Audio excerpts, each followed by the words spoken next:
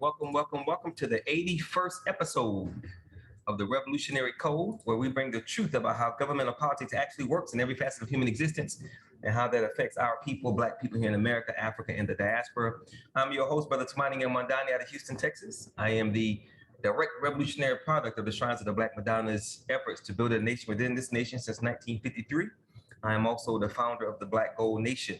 My co-host, the chief consultant of the Black Gold Nation's National Political Strategy and Implementation Department, as well as our Adult Education Division, and the chairman of LACE, Liberation Advocates for Community Empowerment, the intellectual gangster, corporate grassroots revolutionary, I should say the first corporate grassroots revolutionary, and master domino assassin from Shreveport, Louisiana, AKA The Boot, Brother Craig B. Lee. Brother Craig, how you doing this evening? I am tired, but I'm in the mix for a long day, brother, but I'm in the mix. When aren't your days long? Isn't that just like the norm for you? Long days? Well, as you guys have heard me say before, we are here to not just inform and educate. We're trying to get everyone to do something, to understand the reality of what it means to be Black on this planet, to understand the system that we are all a part of, the philosophy of those that run the system. We're trying to make everybody aware of these things so that we will have enough information, enough knowledge and understanding, enough will to do. Because the only way we're going to create the kind of change that we need is if we do something. So we're trying to inform, educate, mobilize, organize, and build something that matters. And that something has to be about power. As I've said before, what has happened to us has happened because we have not had the power to stop it. And what happens to us currently continues to happen because we do not have the power to stop it. So tonight's show is titled The Illusion of Freedom and Choice versus Our Reality as African Descendants. The Illusion of Freedom and Choice versus Our Reality as African Descendants. So we're going to start tonight's show with 3 short videos. And then we're going to get into an article that that Brother Craig shared with me that really goes into the illusion of freedom and choice. So we're going to watch this first video, and it's from, I'm not sure if it's rapidly becoming one of my favorite movies because there's so many connections with our current reality in this movie, which comes from The Matrix. So we're going to watch this clip from The Matrix, a brief clip about the nigger factory, and then we're going to end it up with a brief clip about the illusion of choice. So give me a quick second to share my screen. We will watch Brother Morpheus do his thing.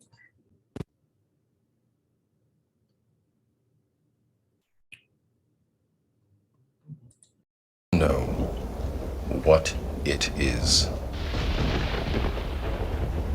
The Matrix is everywhere. It is all around us. Even now, in this very room. You can see it when you look out your window or when you turn on your television. You can feel it when you go to work, when you go to church, when you pay your taxes. It is the world that has been pulled over your eyes to blind you from the truth. What truth? That you are a slave, Neo. Like everyone else, you were born into bondage, born into a prison that you cannot smell or taste or touch. A prison for your mind.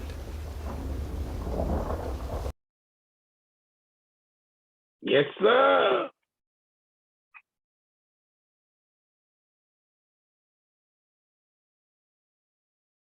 All right, that was the first clip. Give me a second to share my screen for the second clip.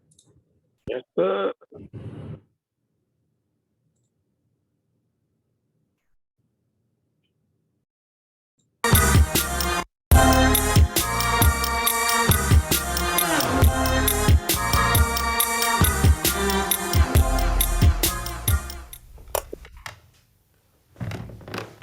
What is the nigger factory? In the United States, it has only been a little over 150 years since the end of the most brutal slavery the world has ever seen. That 150 years represents the life expectancy of an average human plus their grown child. We talk about it as if it's ancient history, and the truth is, slavery, in the gist of time, was just an eye blink away.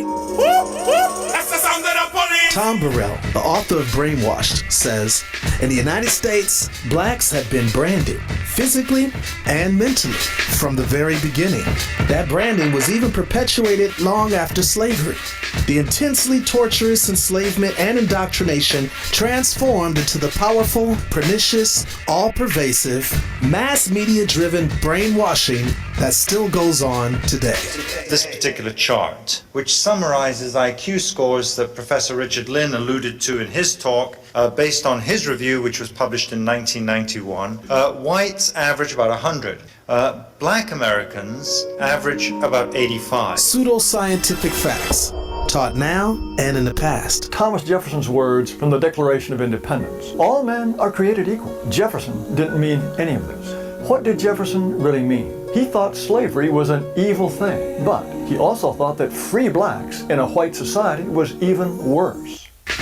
These views were not only in the United States, but instead as part of a global system of domination and power relations. And to maintain this power, they created the nigga factory. Hey, yo, my life is like Roots, it's a true story. It's too gory.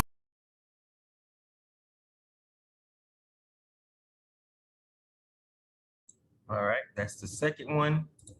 Get to this last one, which we have.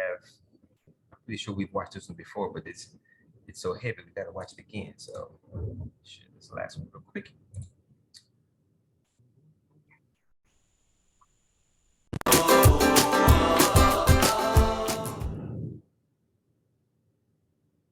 Ask your doctor about Entresto.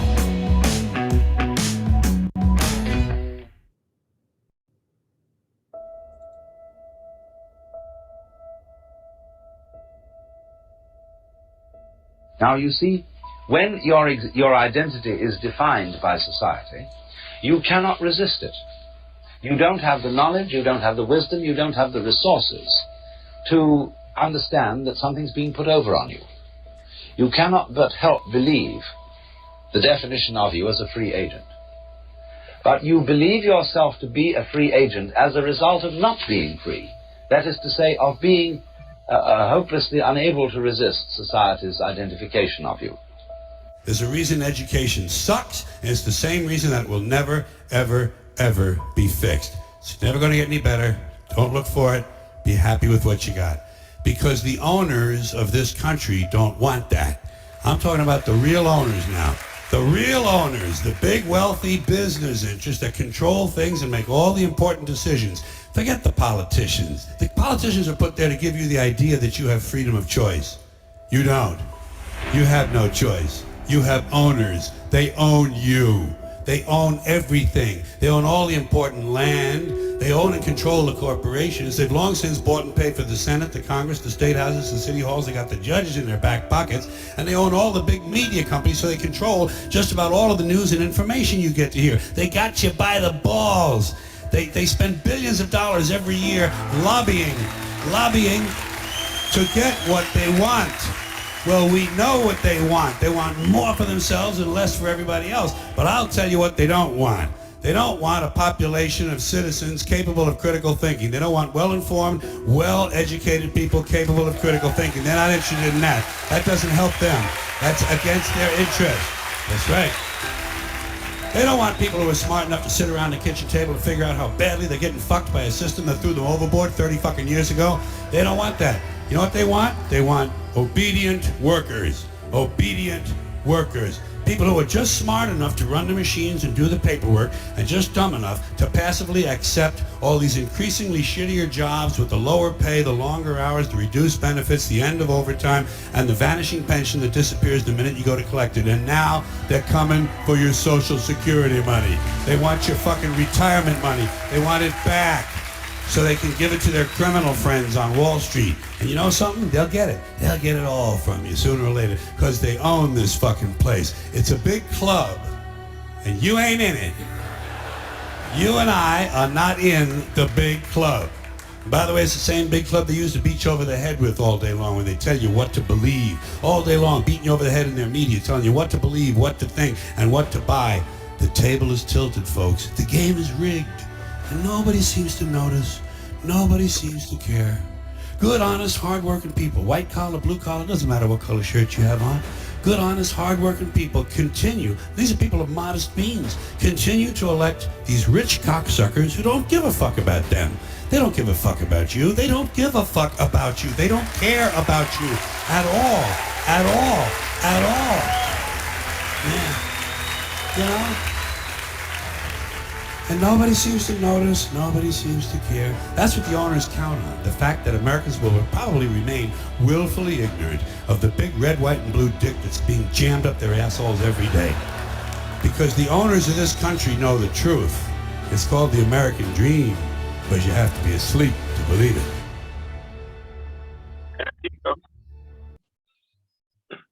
That was my first time seeing that video. Yeah, I noticed. I'm thinking he's really paying attention. Have you not seen this before? Yeah, George Carlin is that white boy's on it. Or at least he was when he died. Yeah. No, I'm very familiar with George, and again, when you go, if you're blessed to tap into this, you're gonna arrive at these conclusions. Now, the crazy thing about listening to George Carlin talk all of that truth was to listen to the audience clapping and applauding. Right. But you're not doing a goddamn thing to change it. It's Yes, sir. the correct. You're clapping and applauding the truth that he's saying, but neither George Carlin nor none of his fans did anything to mobilize, organize, and activate themselves to change it, and he had a platform to do it. Yeah, and it's interesting because most people seem to think, people who are imparting some semblance of knowledge and information, most people think that just by saying it or sharing it or giving it is enough. Like most people think that if they just give it, it's enough. Most people what? Believe. Oh, okay. Not think. Touche. Yeah, and it's like their perspective is, I've given you the info. Yeah. Now, hands off, go do something with it. Go do something with it. But man, doing something with it is more than a notion. And Tamani, that leads us into where we're at in the 21st century with this goddamn social media, into the realm of pseudo-intellectual capitalism, where now everybody wants to talk and pontificate and say that I put the information out there. Okay, so if the information or the knowledge out, I like that one when they say I've given you the knowledge. You ain't giving no goddamn knowledge. You're giving information. That's right. Because until you demonstrate and understanding, comprehension, and application of the information, you don't know it. And you have to successfully demonstrate that over a period of time. But this is where we're at in this world. So the majority of people will never be able to decipher and filter through this. It's too complex. And that was the second video that referenced that the complexity of this. And I talk to you about this all the time. It's too many, but there is no way, bro. Yeah. I mean, because I come from the hood, I go to Xavier, and then I get exposed to a world of corporate structure that, bro, I mean, from advertising promotions with Bell South Yellow Pages, well, first transportation with Navistar and dealing in that particular corporate dynamic and being over territories, then into promotion, advertising with Bell South, then into finance and investment with McLaughlin, Piven, and Vogel, then into pharmaceutical sales. So when you sent me told me to look at Dope Stick, it's like, this was my life, you know what I'm saying? Yeah. And so now then for the past 27 years of doing this corporate grassroots revolutionary work, and learning the intricate details of municipal government and state government, and please. Yeah, and what makes it so sad, Brother Craig, is like, even which really just blows my mind. Most people, like you just said, which I agree with, most people aren't going to have the intellectual, I'm not sure if I should say capacity, I'll say desire and understanding to connect the dots the way you do. That is most certainly a gift and a blessing. But what blows my mind is that when we have a person like you who's willing to share it and explain it and connect the dots, Negroes don't even show up to get it. And it goes back to what was stated in the video, because they perceive themselves as being free. Yeah. They perceive themselves as being smart and smarter than what the hell they really are. And so when you have, and that's why I concentrate very meticulously on the terminology of male versus man, female versus woman, terms like knowledge versus information, understanding, comprehension. That's why I focus on those terms, because to allow an enslaved person, individual, to believe that they are free, to believe that they are smart, to believe that they are brilliant, to believe that they are in control, bro, you trap them for the rest of their lives, because they don't even want to face the fact that they're a goddamn slave. Yep. Yeah. They don't even want to deal with that. And so now what ends up happening, everything that they do is based on the standard of the oppressor. Hence, why I always go back to the definition from Dr. Wade Nobles about— Wait. We're about to get into it. Don't say it yet, because that's a part of it. So let's go ahead and jump into it. So I want to start with two quotes. The second one is what you were about to say. The first one is from Dr. Amos N. Wilson. Dr. Amos Wilson says, to manipulate history is to manipulate consciousness. To manipulate consciousness is to manipulate possibilities. And to manipulate possibilities is to manipulate power. Heavy statement. And the second quote, which is what you were about to say, Dr. Wade Nobles' definition, which we have adopted per your instruction in Black Gold Nation. Dr. Wade Nobles' definition of power is, quote, the ability to define reality and to have others respond to your definition as if it were their own. Hey, bro. Hey, bro. So the first question to you, Brother Craig, is why is the determination of what is real so important? Because this is how you gain advantage over individuals who have superior talent and intellect. This is how you gain advantage over individuals who have the potent power to eradicate you with their production of life. Mm-hmm.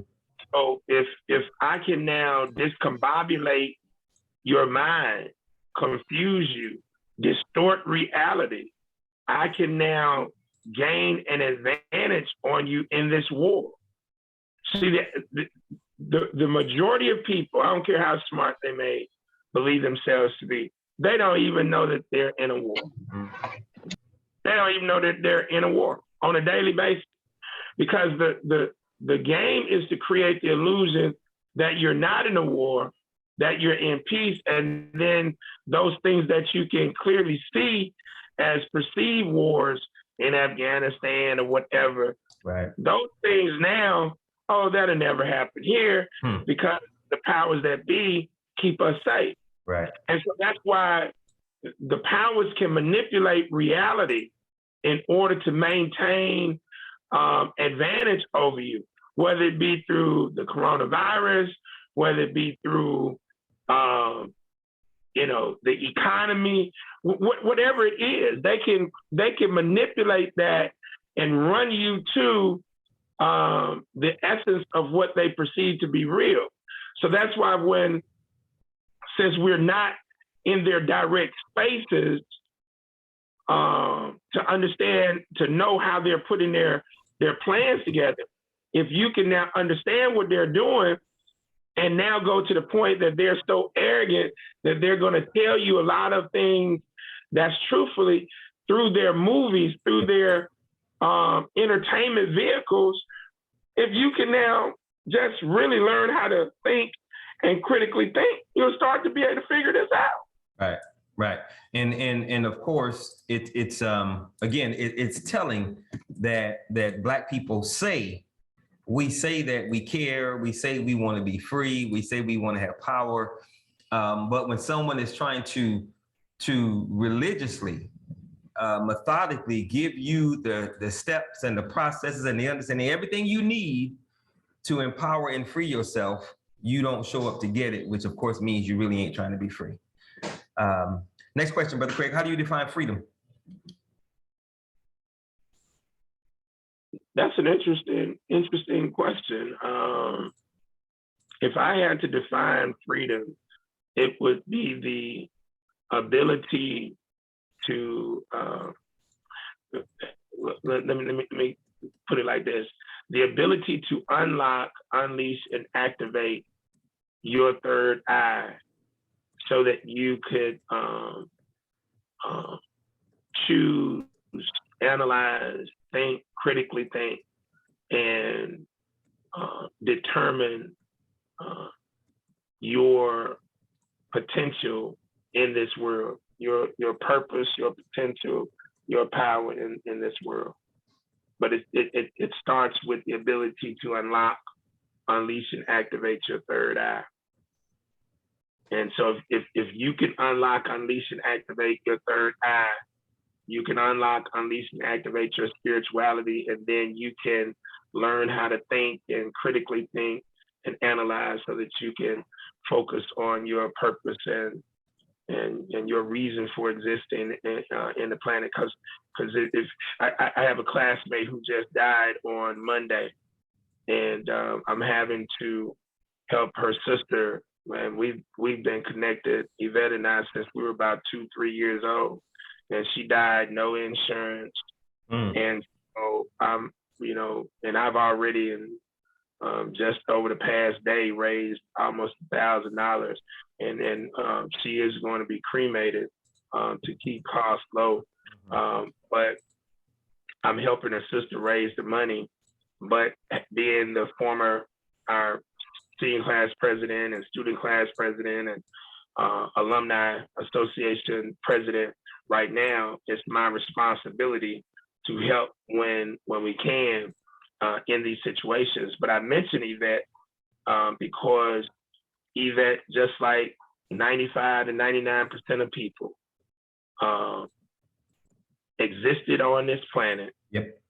And gonna die never knowing their reason for existence. Their real purpose, yes, sir. Yes, sir. That's a hardcore reality. Yeah, and you just here taking up space and time. And so that's what I would classify as freedom, a person who can unlock, unleash, activate their third eye so they can tap in to the ability to think and do these things to arrive at purpose. Yeah. And you never purpose, you'll never be free. So you stated verbatim, quote, the ability to unlock, unleash, and activate your third eye to allow you to choose, which is a good word. Choose, analyze, think, critically think, and you use those two terms, purpose, right? Think and critically think, all right? Yeah, and determine your purpose and potential and power in this world, correct? Yeah. Okay, so I'm glad you said choose, because my next question after how do you define freedom is how do you define choice? So choice is an intellectual exercise. It is an intellectual exercise where you evaluate pros and cons of one or more things, subjects, concepts, items.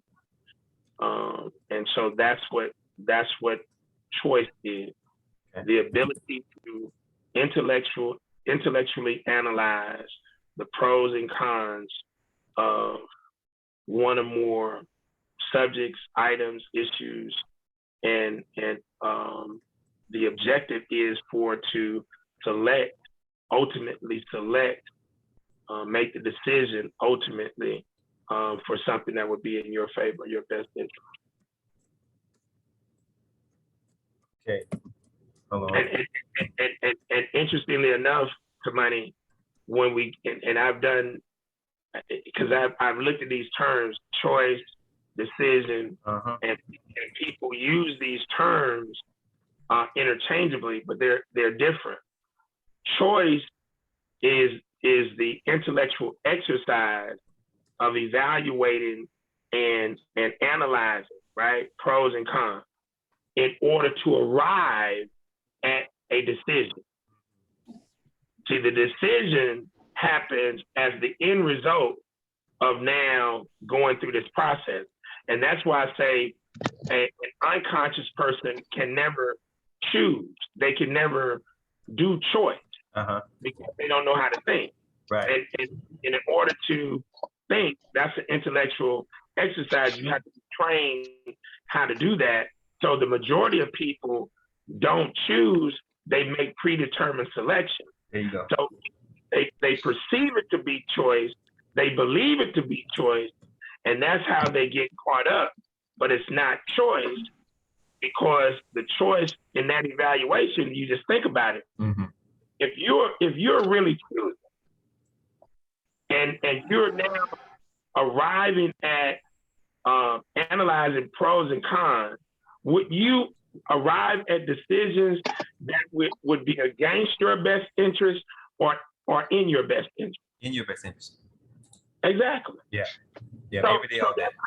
That's how you know that an entity, and the reason we know that is because the first law of nature is self-preservation. That's right. Whether you are an individualistic entity or you're an individual that is connected to a collective body politic, self-preservation is number one. So if you know how to choose, you're not going to make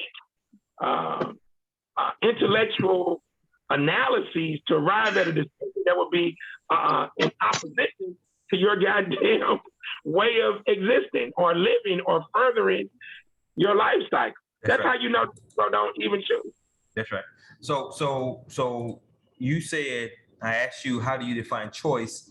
And you said it is an intellectual exercise. And I'm glad you said exercise, where you evaluate pros and cons of one or more things, subjects, concepts, and items. So the next question, which was not one of my questions, but since that is your definition, which I think is awesome, what are the steps? What are those intellectual steps in that exercise to evaluate pros and cons of one or more things, subjects, concepts, and items? What is that steps in that exercise? Well, first and foremost, the initial step starts with researching each. Let's say if you had just one thing that you were deciding, wanting to reach a decision on, and so you had to get into the concept of choice.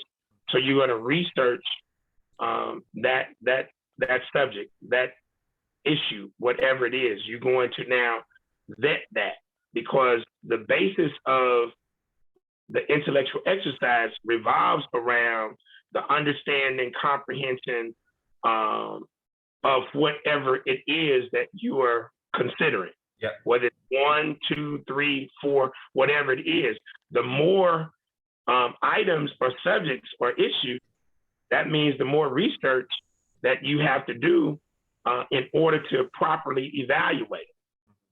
Okay, so let's say if you somebody said, I want to travel to Atlanta, and the person says, well, I don't want to go to Atlanta because I heard that they rob and kill people in Atlanta.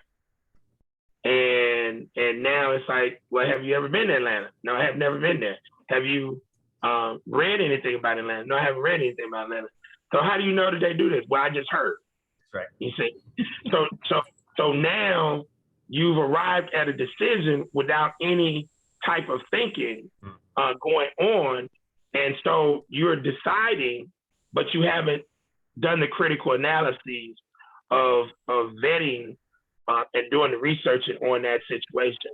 And so if it's just one thing or two or whatever it is, you start out by researching it.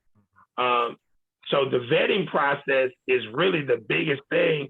And then you get deeper into, i.e. critically thinking, when you're comparing. Now you do comparative analysis. After you do the research and the vetting, you now start to do comparative analysis, contrasting the pros and the cons, whoop the whoop of these various things. And then ultimately, you come to a point where you say, okay, I'm ready to now make a decision. And so those would be kind of like the three things: the vetting, the researching, the comparative analysis, and then the arriving at the conclusion. And what's so interesting that I'm going through this, I've never been asked these questions before. And so I'm going through this as to how I would actually do it because I understand it. So now as I'm articulating it, it's like, bam, 1, 2, 3. Research, vetting, bam, comparative analysis, bam, arrive at the point to making a decision. Yeah. So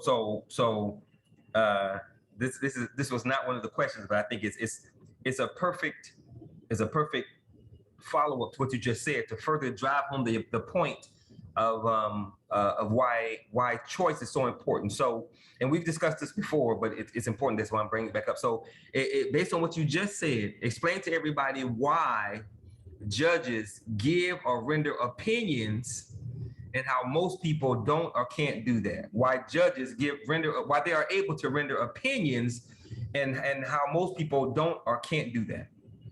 And so judges, whether they are ethical or unethical, moral or immoral, whether it's political theater or it's really reality,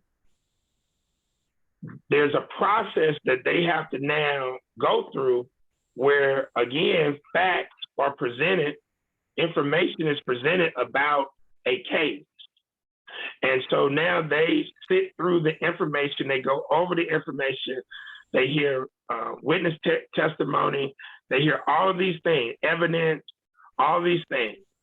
And so now they hear all of that, and now they allow a jury to go make a decision if it's a criminal case. If it's a Supreme Court, they're analyzing the information without a jury. So they're hearing the arguments being made by legal counsel from both sides. But we'll just take the jury situation first. And so now they hear the jury information after the jury discusses and debates, and they bring their information back to the judge. And now the judge, based on law, based on the facts in the case, based on the jury, he oppins. Oppin is the root word of opinion.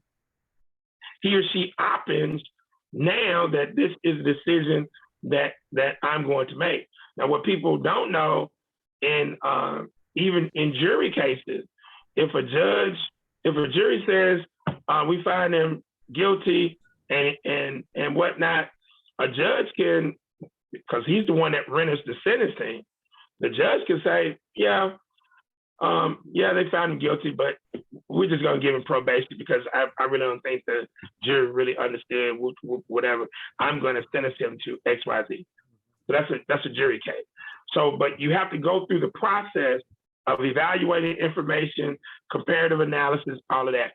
Now, if we're dealing with a judge from a state Supreme Court or a appeals case or United States Supreme Court, there is no jury, so they're listening to information being presented from two sides, pro and against.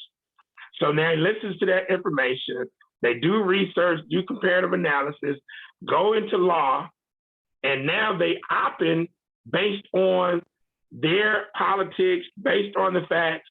So it's a whole bunch of information, a whole bunch of analysis that goes in, and ultimately they offer an opinion. Right. What people believe they are doing is the same thing, but they're not.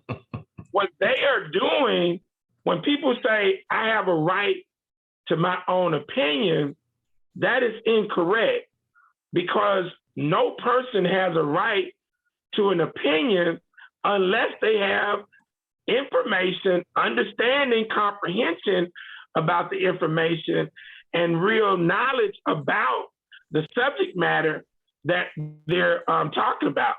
What you do have a right to do is offer your feelings about a subject, because in this world, you don't have to know anything to offer a feeling. Yeah, that's right. I mean, you can be dumb, you can say anything you want to say. There are consequences, of course, in some instances, but so that's what people actually have a right to do, offer up their feelings, regardless of how stupid that they may be. But people use terms like opinion because it sounds more intelligent. It sounds like you really put some thought into this, you know? But you ain't put no goddamn thought in it, right?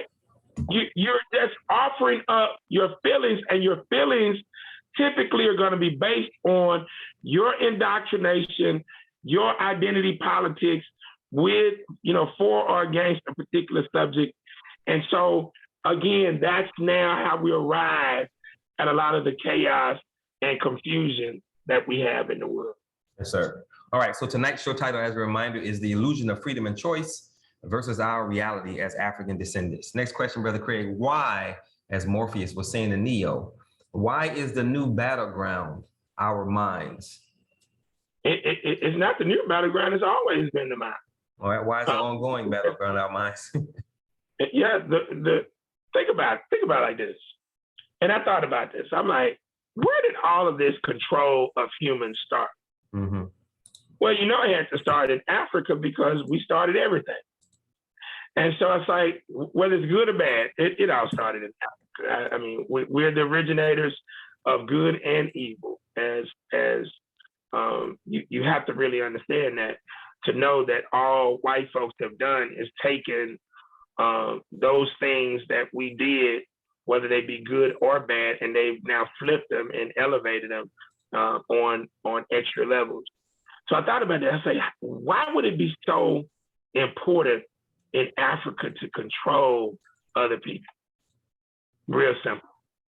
You're in a tribe, you're in a village, and you and about 5 other people every day, y'all are sitting down philosophizing and trying to figure out how to make the village better, how to make irrigation better, how to grow crops better, how to just improve life. And everybody else is running around naked and laughing and joking and, frolicking and whatnot. And here you up here thinking, you and your partner's thinking, but guess what? Everybody got to do the same damn chores. Right. No matter whether you ain't thinking or you're a thinker. So now the thinker now starts like, now wait a minute. Now we're coming up with ideas to improve society, do all of these things. They're not doing anything. I think that's unfair. So we got to figure out how to make them work for us, because we're of a higher intellect. And so this starts with us figuring a way to now do menial labor tasks, issue those out to people who don't think. You see? So now this creates the beginning of a caste system.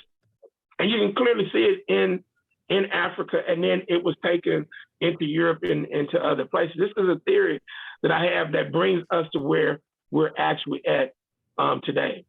And now what has to happen, grassroots people, those folks who typically we're the descendants of, who really weren't thinking, we have to become the thinkers, because the only people who are going to look out for the grassroots folks are people who have the mindset of an intellect, but they also have the care and compassion of the grassroots individual, so that they can help them elevate and understand these things of choice, freedom, opinion, and all of this stuff.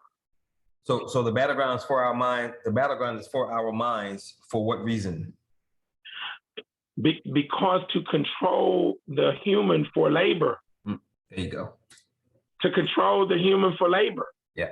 And the intellects must do that because they are weaker physically than the majority of grassroots people. Right. So you got to control the mind and create the chaos, and then that way they're not focused on the pursuit of power, because they're too busy existing and handling whatever they do. Being distracted.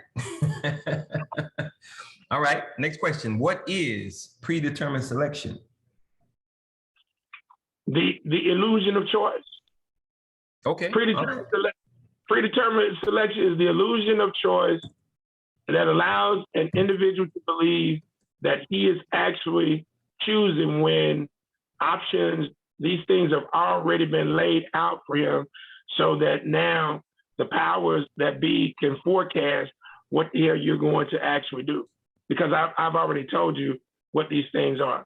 And and this is a great case analysis example of this, because it's going on right now. And I would always give this example, but now the Republicans have brought this front and center, and that's the abortion issue. That's right. Because Roe v. Wade.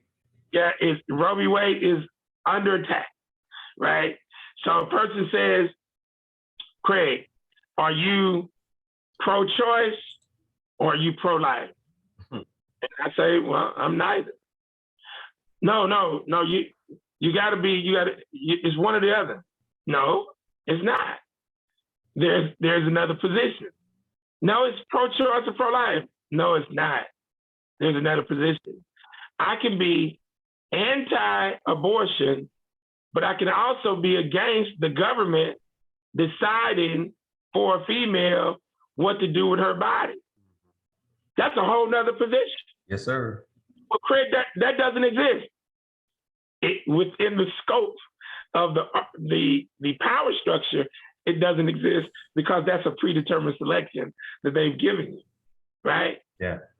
Now, if you now know how to think and you understand choice and you are free, now you create a whole nother position that you can now focus on, because I'm against abortion, but I'm also against the state deciding what a female or woman can do with her body. But I'm also against a female believing she can make these decisions arbitrarily without consulting the father, unless she has been molested or raped, or it is some form of a situation that her health is involved.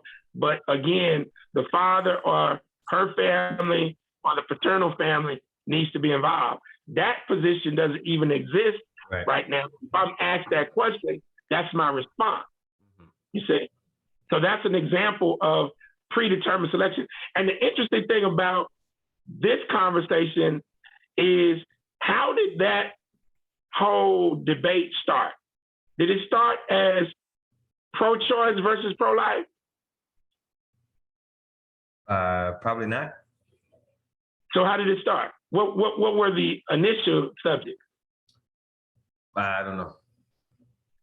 The initial subject was pro-abortion versus anti-abortion. Okay. The pro-abortion folks wanted to now move away from the term abortion because they know it's connected to death. Right. So now we're gonna spin the term. So now we're going life. What? Life. Choice. No. Okay. Yeah. And so now the anti-abortion folks say, wait a minute, if they're going to reposition the argument, we got to reposition our position, our argument. So they went pro-choice on the front side. So the anti-abortion folks say, we got to one-up them. What's that? Pro-life. Pro-life. But now, are the pro-life people actually pro-life? No. Hell no, they're anti-life. That's right. Real quick. But they're pro-life for who? Their own. Exactly. Yeah. Yeah. Okay. All right. And how do we know that predetermined selection exists? What do you mean, how do we know? What's the proof of it? Because you ain't got no goddamn power. if you ain't got no power, and before the internet, before cable, in all of our cities, how many channels were there on the TV? Ask me that question again. Before the internet, before cable, all that. In most cities, how many channels existed in your city when you were growing up? When we were little, 4 to 6. It's basically 3 in Shreveport. Now that you put the top knob on 0 and then go down to the bottom knob, you get some other channels. we had ABC, CBS, and NBC. Yeah. We had a UHF and I think a VHF. We had 2 knobs on our black and white TV. All right. So where did all your information come from? The TV. Who controlled the information on TV? The white man. All right. So that's how you know about predetermined selection, because you're not controlling anything. Why did you grow up a Christian? Because my mother, father, household, family was Christian. That's predetermined selection. See what else? Why did your some of your family members like pork chops and hog maws and chicken? Because that's what people were eating around us. Predetermined selection. Yeah, and my mother make a hell of a pork chops. She's really good at pork chops. When your mother was cooking pork chops and goddamn gravy, did you ask her for some caviar? I did not. Would she have cooked your ass some caviar if you had to ask for it? Probably not. Did you ask for any veal? No, sir. Did you ask for any goddamn lamb? Not at all. Okay. So if she's cooking pork chops, but you read a book about some goddamn lamb chop, and she still cook your ass some pork chops, what is that? Predetermined selection? You're goddamn right. Got it. All right. So if you missed the beginning of the show, gets to the root of predetermined selection is based on an entity having control and power, making those decisions, making those options available for you, and now you perceptively decide which one you're going to rock and roll. Right. And then, of course, you think you are You believe? you believe. You're not thinking. You believe you're making choices. Exactly. You're only making choices based on the selections and the options they've given you. Exactly. Cool. All right. So if you missed the beginning of the show, you're watching The Revolutionary Code, where we bring the truth about how governmental politics actually works in every facet of human existence and how that affects our people, Black people here in America, African diaspora. Tonight's show is our 81st episode and is titled "The Illusion of Freedom and Choice: Our Reality versus Our Reality as African Descendants." And by the way, one last thing. Mm-hmm. If that same example, how old are you now, Tamani? 51. All right. So now, is your mother still alive? Yes, sir. All right. So if your mother now cooked you pork chop, if she cooked pork chop at your house, are you now going to eat the pork chop? I am not going to eat the pork chops. Why are you not going to eat the pork chop now? Because I'm a vegan. Oh, that's good. So what would you do if she goes ahead and cooks pork chop at your house? She cook it. I don't eat it. Exactly. Yeah. So now what did you just do? I made a choice. There you go. I'm afraid of my mother. Now, why are you able to make a choice now versus back then? Information, knowledge, understanding. Oh, Yeah. oh, what a concept! And you're in control of some shit. I am in control of some shit.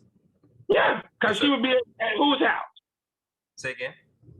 Whose house would she be at if she was cooking the pork chop? Mine. Oh, okay. Yeah. Whose utensils would she be cooking on? Mine. Okay. All right. Yeah. Okay. Dig it. My name is Tamani Mwandani. I'm the founder of Black Gold Nation.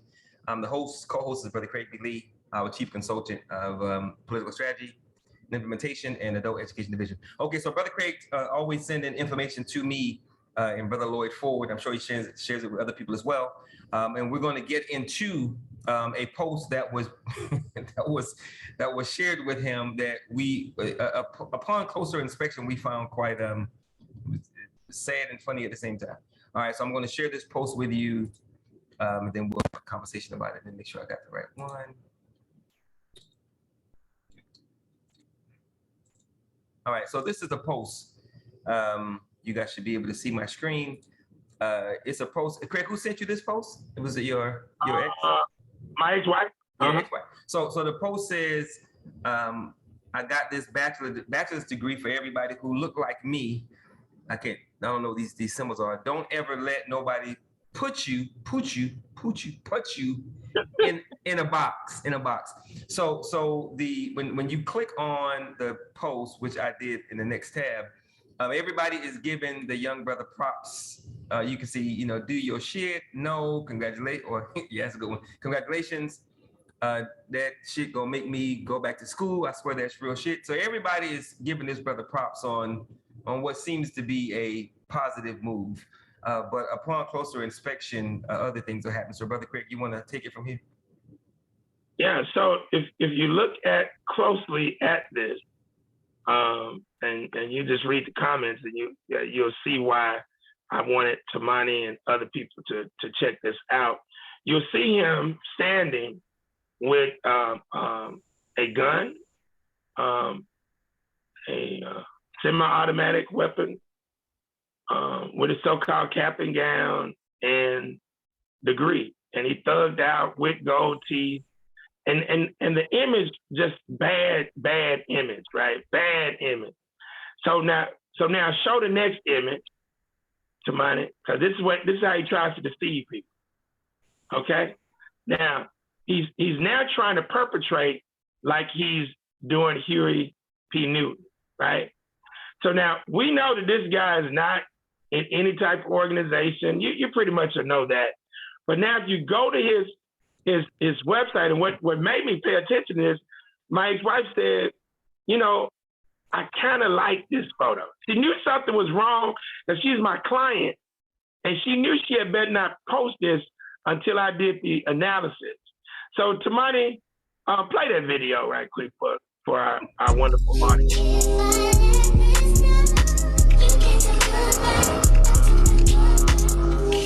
Wow, that's really retro.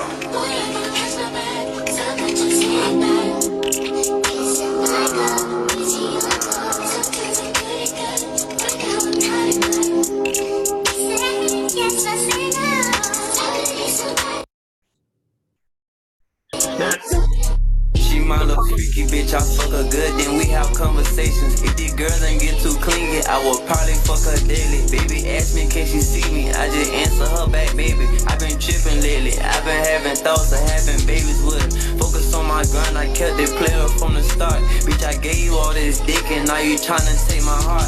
I ain't never been a simp, bitch, you can't play me, I'm too smart. I don't care about your nigga, I know how to play my part. We can't have no dealings, if we fucking you start catching feelings. I can't trust nobody. That's enough. Trash. Yeah. And what's sad is that it's not even good rap. I mean, exactly.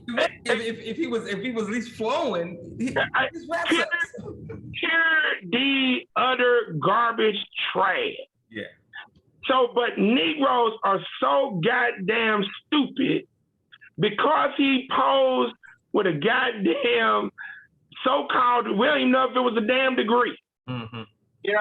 But it had the cover and he had the damn cap and gown. The Negro don't even think that he could be lying about this, and I believe he probably is lying because none of that goes, none of his imagery with Purity Newton, the cap and gown, none of that goes with that goddamn video. Right, and none of it goes with everything that's on this page. Exactly. Because everything that's on this page, and this is my next question, is the nigga factory. Exactly. Right. And our people are so, they contribute to this. And it's like, before Chassie knew it, I mean, she probably thought I was like, had taken out my goddamn extension cord and was tearing her ass up. I said, what the hell did you, I said, I'm glad you sent it to me. I said, but you knew, she knew you had better not post it. This, I would have fired your ass as my client immediately. But I said, Chastity, this is why it's so easy to manipulate y'all. Because y'all are so caught up in the aesthetics. So it's like, when I tell you to watch a movie like New Jack City, and you see Nino Brown giving out turkey during Thanksgiving, this is why they do that. Yeah. So now you're conflicted. So you asked the question earlier, why is it important for entities in power to mess with reality? That's why. Yeah.